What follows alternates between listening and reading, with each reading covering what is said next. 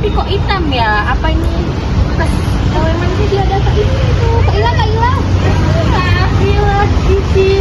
Kamu apaan di sini? Lihatlah sini. Ini yang getuk-getuk itu, yang hitam itu. Pasti pahit kan? Ini makanan khas Jawa kan? Iya. Is, apa enak lah ini? Kan ini Kak Ila, mau cici kita Jawa-Jawa gini, gimana makanannya manis sekali ya? Nggak boleh kayak gitu tahu cici, karena kan di Indonesia ini memiliki keberagaman suku, budaya, bahasa, dan sejarah. Jadi kita tuh harus saling melengkapi dan saling toleransi. Kenapa gitu Ila? Ya karena kalau tidak saling toleransi dan melengkapi, kehidupan kita tuh jadi damai. Oh iya gitu. It's okay lah. Makasih sarannya ya. Tahu kan sih sekarang? Iya.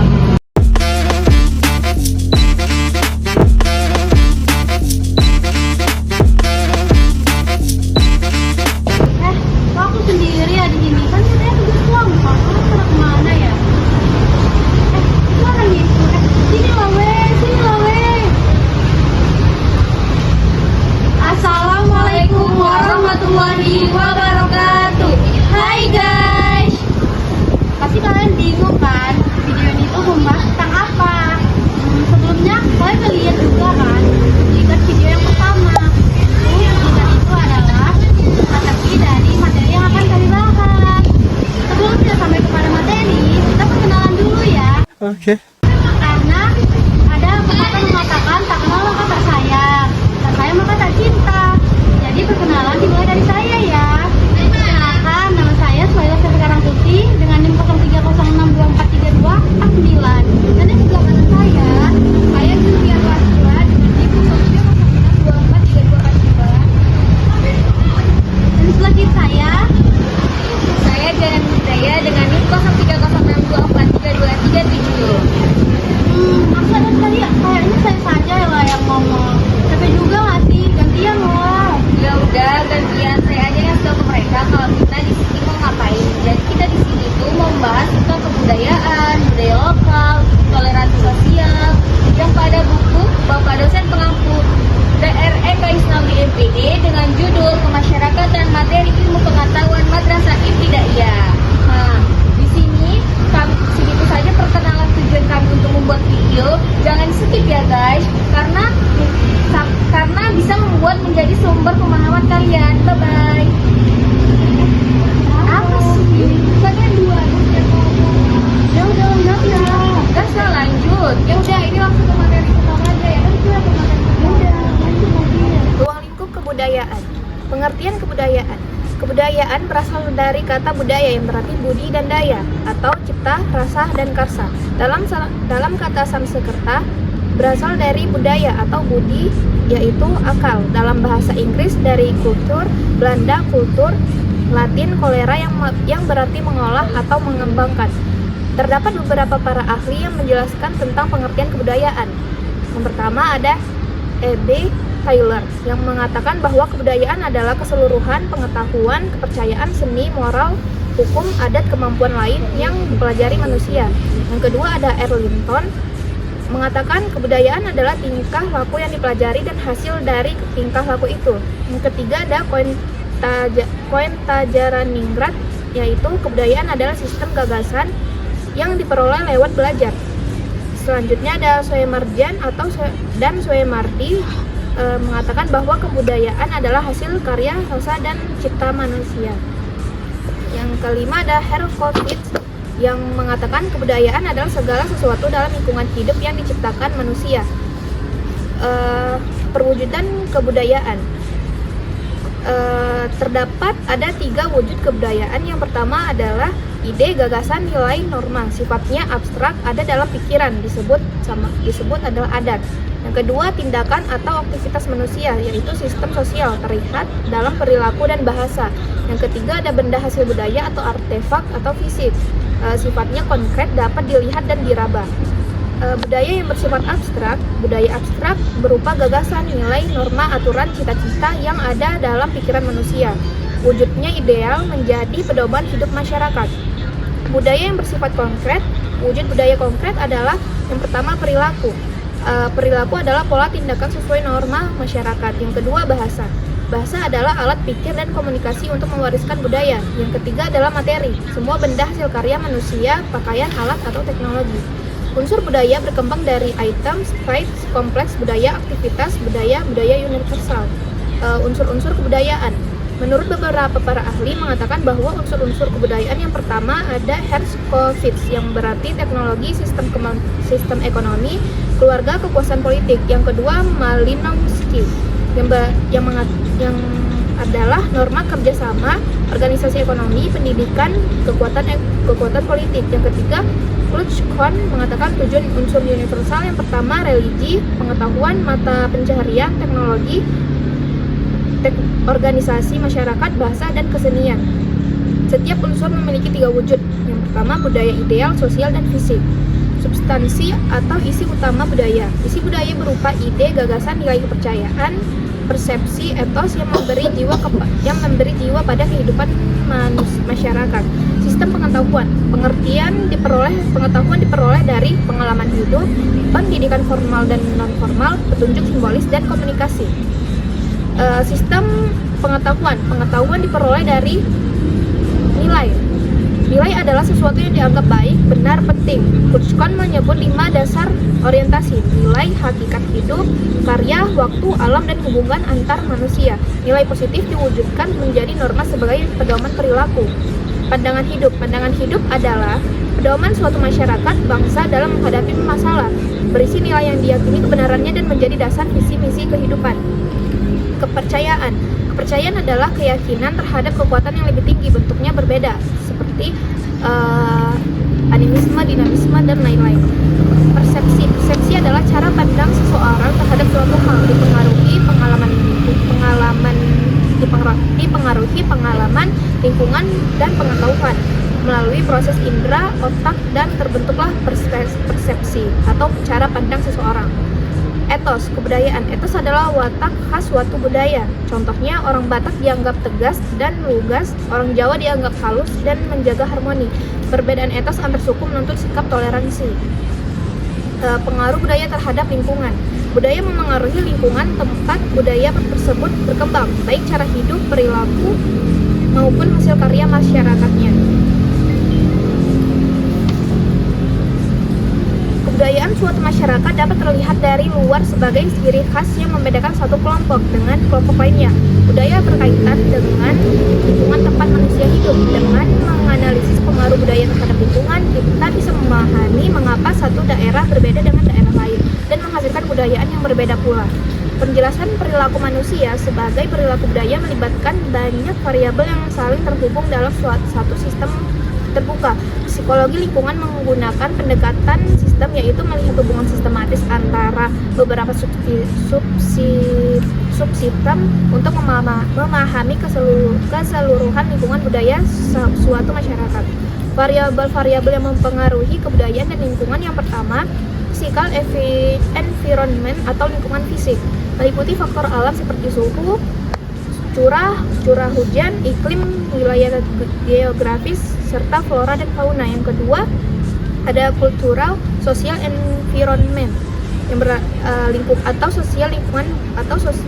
lingkungan sosial budaya, terdiri atas norma, adat istiadat, nilai-nilai, dan proses sosialisasi dalam masyarakat.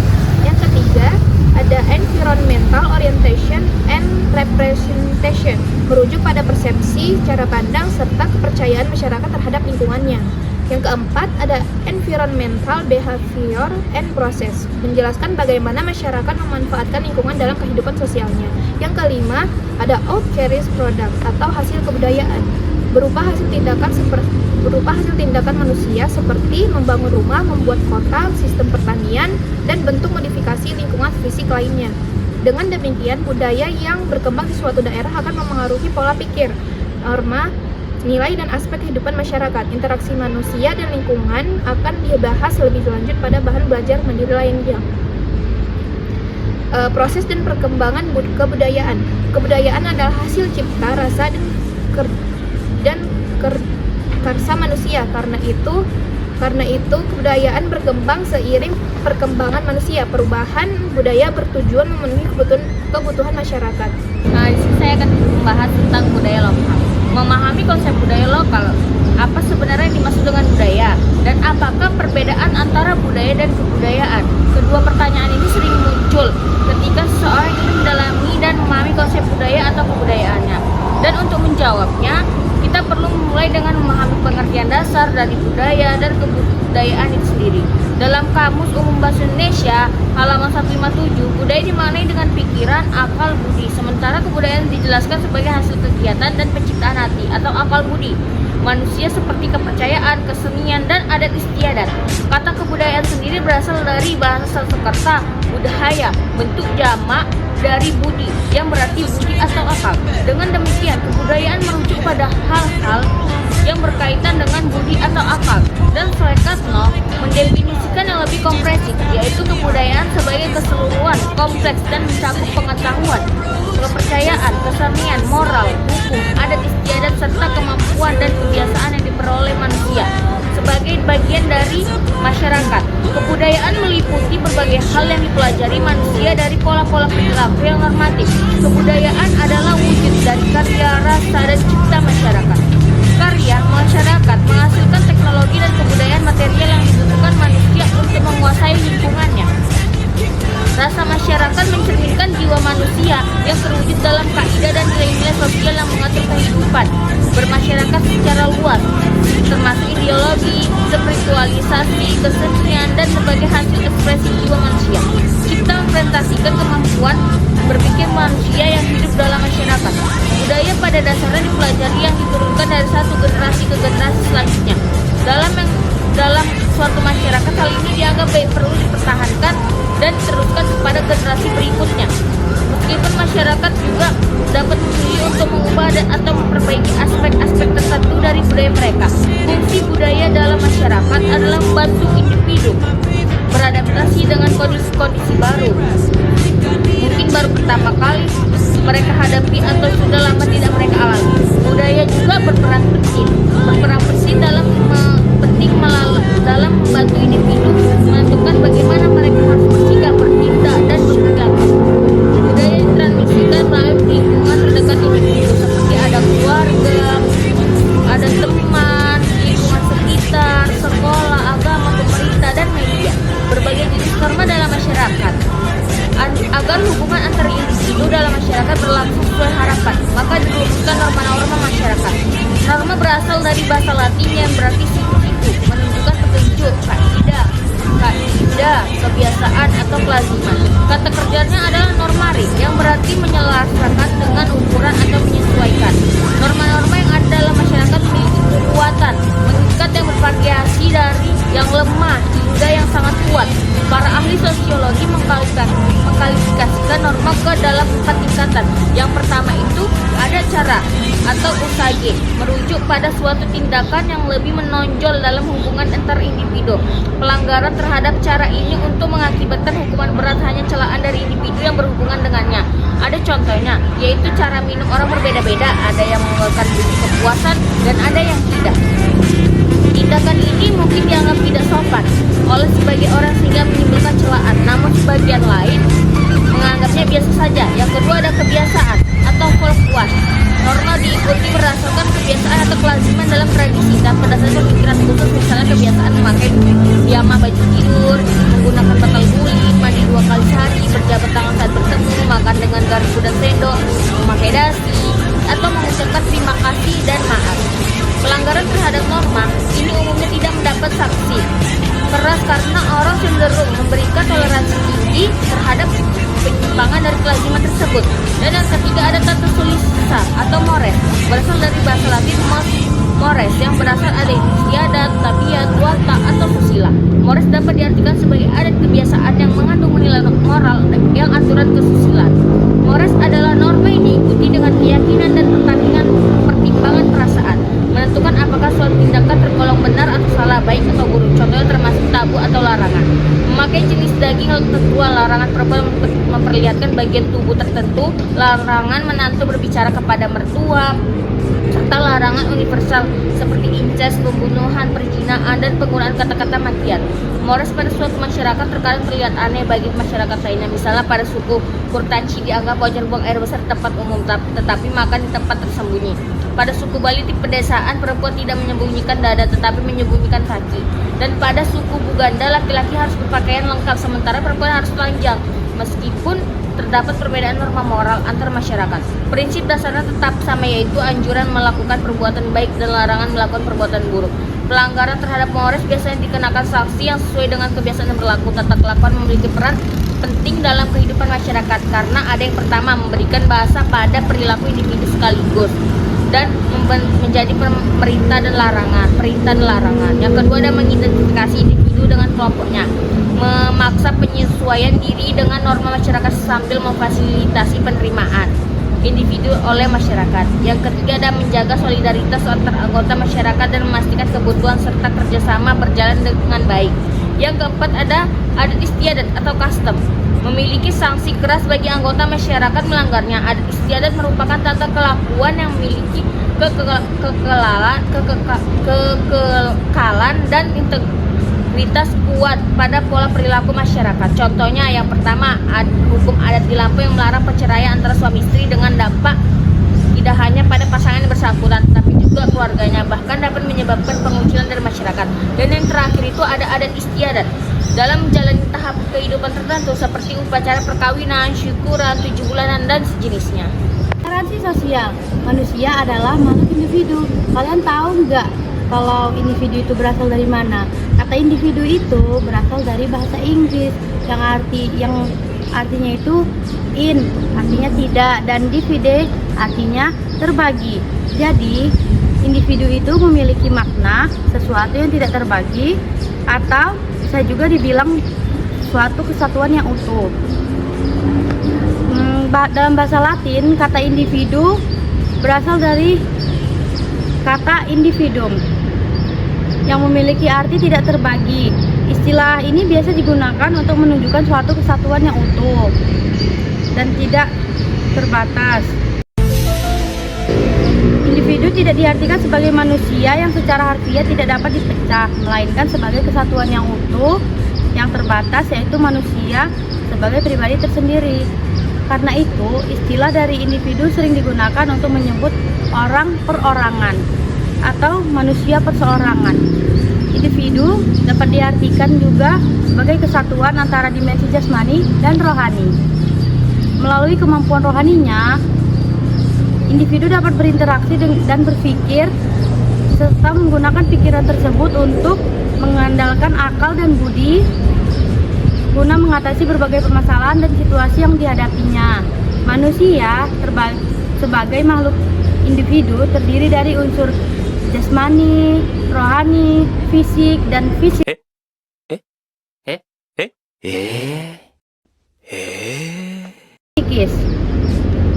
serta raga dan jiwa. Seseorang disebut sebagai individu ketika semua unsur tersebut menyatu dalam dirinya. Apabila unsur-unsur itu tidak lagi menyatu,